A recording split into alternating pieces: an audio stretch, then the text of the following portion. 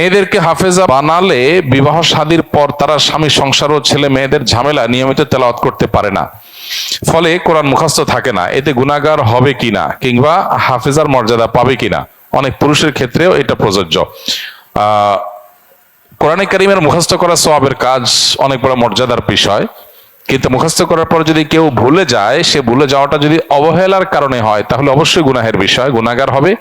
আর যদি অবহেলার কারণে না হয় তাহলে গুনাহগার হবে না। অনেকে বলে মেয়েদের হাফেজা বানানো ঠিক না, কেন? কারণ তারা পরে ভুলে যাবে। এই কথাটা সঠিক কথা না, কারণ অনেক মেয়ে আছে যারা হাফেজা হওয়ার পর বিয়ে শাদী হয়েছে, বাচ্চা কাচ্চা আছে, তারপরে তাদের ইয়াদ আছে।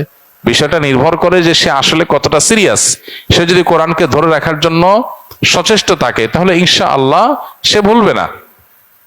আর যদি সচেষ্ট থাকার পর ভুলে যায়ও তাহলে আল্লাহর কাছে তার কোনো দায় নাই, কোনো গুনাহ হবে না।